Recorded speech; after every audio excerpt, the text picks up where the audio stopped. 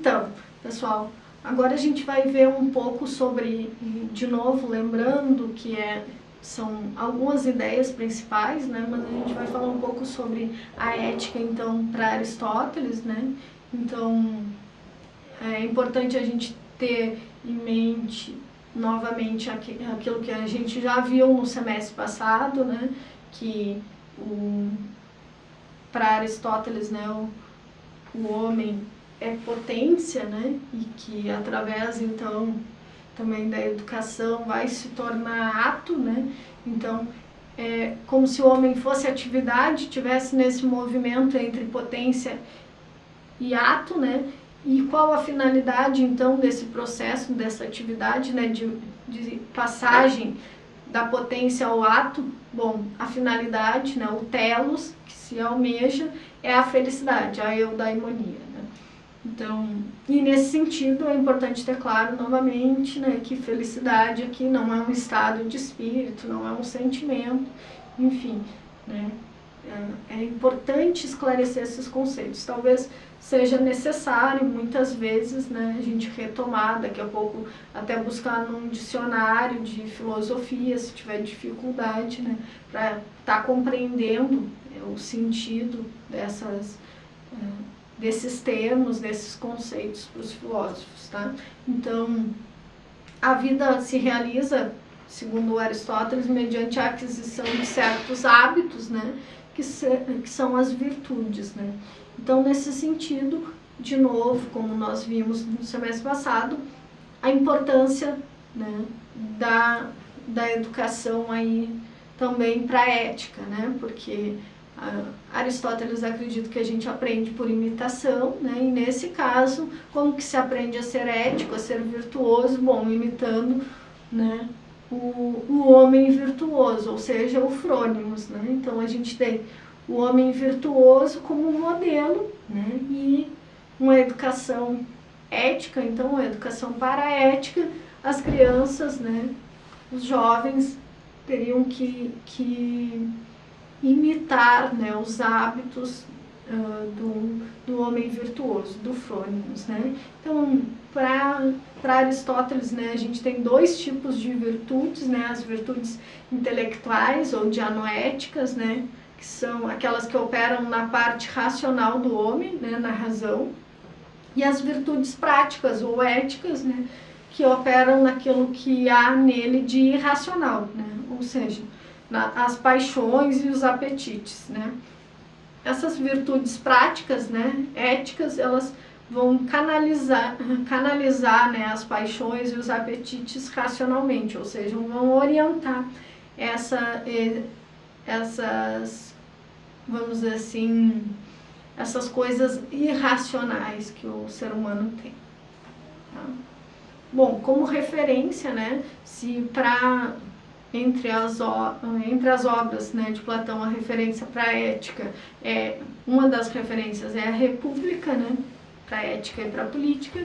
Para Aristóteles, uma das principais referências para a ética é a ética nicomaqueia, né, ou a ética Nicômacos. Tá? Então, Aristóteles acredita que, bom, a gente tem também a questão do vício, né, e da virtude, né? Então, o vício estaria ou na ausência, né, na falta, ou no excesso, né? Então, a virtude seria o meio termo, né? A mediania, o justo meio. Então, a gente pode observar aí um quadro, né, de virtudes e vícios, de acordo com Aristóteles, né? Então, o tipo de sentimento, de emoção, qual o vício da deficiência, qual a virtude, né? E qual o vício do excesso, então, né? A gente tem aí, em relação a situações de perigo, né? A gente tem como vício da deficiência, então a ausência seria a covardia, né? E o excesso seria a temeridade, ou seja, a falta de medo, de qualquer receio, né? E a virtude seria a coragem, que seria o justo meio, né? Seria a mediedade. Em relação ao gozo de prazeres, por exemplo, o vício da deficiência seria a insensibilidade, né? E o vício do excesso, a intemperança ou a libertinagem, né? E enquanto virtude, a gente teria a temperança. Em relação ao gasto de dinheiro, por exemplo, a gente teria a deficiência, então seria a avareza, enquanto que o excesso seria o esbanjamento, né? E a virtude seria a liberalidade, né? Então essa seria a virtude. Já em relação à cólera, né, a gente teria cólera nesse sentido de indignação, ira, né? A gente teria como vício da deficiência a pacatez e o excesso, então, a ira, e a virtude seria a calma.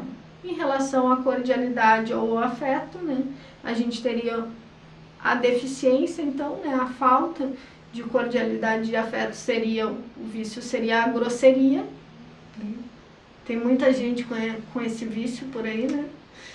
Então, e o excesso seria então, o puxa-saquismo, né? A obsequiedade, né? Então, e a virtude seria a cordialidade, que está também em falta hoje em dia, né? Então, vejam bem, para Aristóteles, né, é necessário a virtude, vamos dizer assim, estar na mediedade, estar no justo meio, né? Não é nem na falta, nem no excesso, mas no meio termo, né? E é justamente agindo virtuosamente, então, né, de acordo com a virtude, aí a gente tem alguns exemplos, mas vocês podem buscar lá na Ética Nicomaqueia, tem vários outros exemplos que o próprio Aristóteles apresenta, né?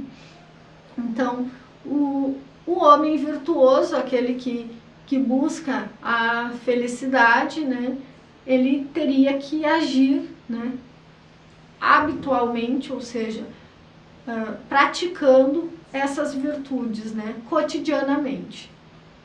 Então, inicialmente se aprende isso observando o comportamento do frônimos, agindo de acordo com o agir virtuoso do frônimos, né, até que isso se torne um hábito, até que a gente haja assim, vamos dizer assim, habitualmente, tá? E isso que conduziria então à felicidade, à eudaimonia, que é o bem viver, né, para Aristóteles, né? Então, observem que a ética aristotélica, então, ela é uma ética teleológica, ou seja, de telos, né? Que é aquela que, vamos dizer assim, que tem uma finalidade. Qual que é a finalidade para Aristóteles? Bom, é a eudaimonia, o bem viver, né? A felicidade. Nesse sentido, é importante que a gente tenha claro, né, essa necessidade, né, do agir virtuoso e não do agir vicioso, né? Agir virtuosamente é aquele que age de acordo com a sua função, né? Então, e nesse sentido, é sempre, né, agir com mediedade, o justo meio, né? E não nem no excesso, ou seja, não agir viciosamente, nem na falta e nem no excesso. É isso que vai nos conduzir, então, à eudaimonia, né, ao bem viver. E é importante também porque para Aristóteles também tem a relação com a política, né?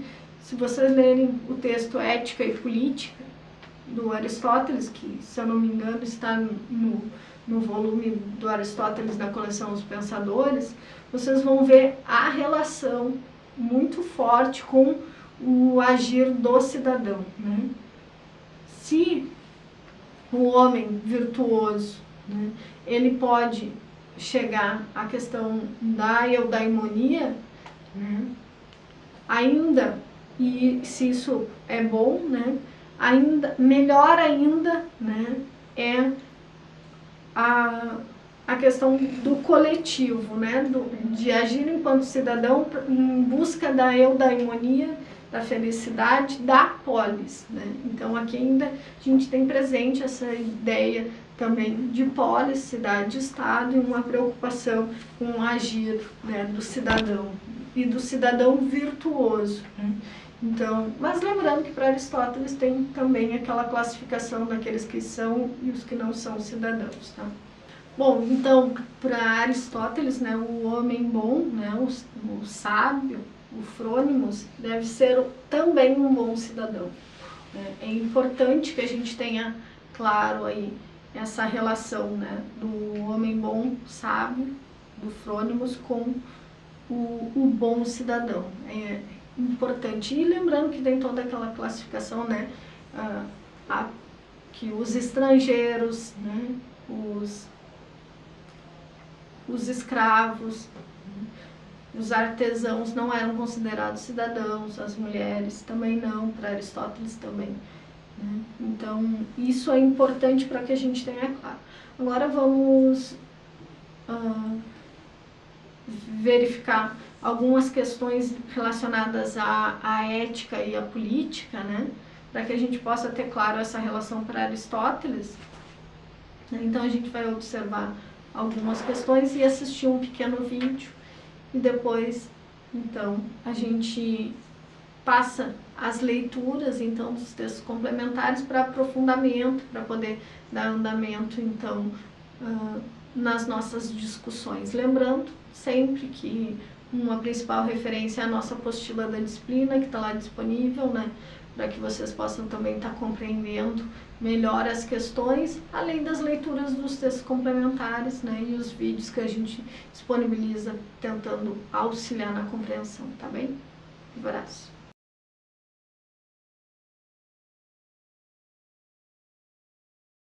Nell'etica degli antichi, quella di Aristotele è sicuramente l'etica che ha avuto maggiore successo perché è stata considerata la più umana, quella nella quale si possono riconoscere tutti, sia i credenti sia i non credenti.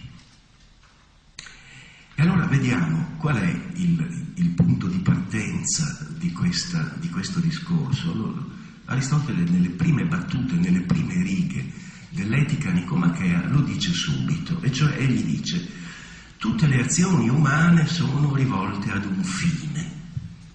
Chiunque agisce razionalmente, coscientemente, agisce perché ha l'intenzione di realizzare un determinato fine. Molti dei fini che noi perseguiamo sono a loro volta dei mezzi in vista di fini ulteriori. Ma c'è, dice Aristotele, un fine ultimo, qualche cosa a cui tutti gli uomini, quando agiscono, sia indirettamente, sia direttamente, aspirano. Sì, c'è. Questo è il bene supremo, l'ottimo. Lui dice in greco ariston. Ariston vuol dire appunto, è il superlativo di agaton, che vuol dire l'ottimo.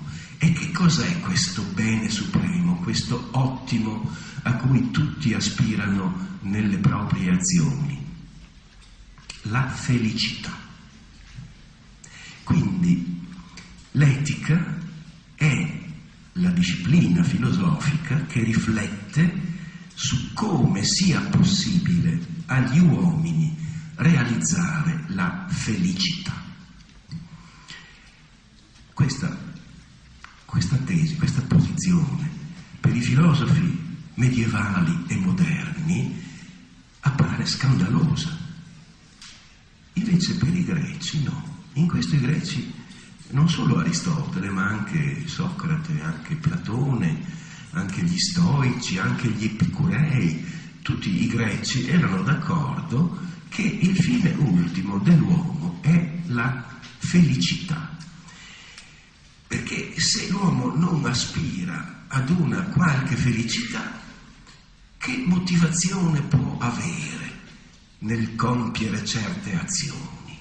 Se si prescinde completamente dalla felicità, l'etica perde qualunque motivazione, non essendoci, come abbiamo già detto, la preoccupazione di obbedire alla volontà divina, quale altra motivazione può avere l'etica se non fa riferimento in qualche misura alla felicità? Una studiosa, quindi la moralità della felicità, non la morale della felicità. E cosa vuol dire la moralità? Vuol dire che con questo titolo l'autrice voleva mostrare che per gli antichi greci la ricerca della felicità ha un carattere morale. È una questione di moralità, non è immorale come può sembrare dal punto di vista di Kant. Ovviamente questo si capisce se dopo aver visto che cosa si deve intendere per felicità. Perché se uno crede che la felicità sia fare quello che si vuole, quello che di momento in momento i propri desideri o le proprie passioni ci suggeriscono, allora è un po' difficile far passare questo per una scelta dotata di moralità. Bisogna vedere che cosa si intende veramente per felicità. E l'etica nicomachea di Aristotele si propone appunto questo scopo di vedere, di mostrare in che cosa consiste la felicità. Aristotele anzitutto prende in esame le opinioni più diffuse nella società del suo tempo intorno all'etica. Queste opinioni venivano esposte nella concezione dei cosiddetti bioi. I bios in greco è la vita, è lo stile di vita, il modo di vivere. E c'erano i fautori del bios dedito ai piaceri. Per esempio erano i filosofi cirenaici, non so se avete studiato Aristippo, diceva che il fine dell'etica è il piacere.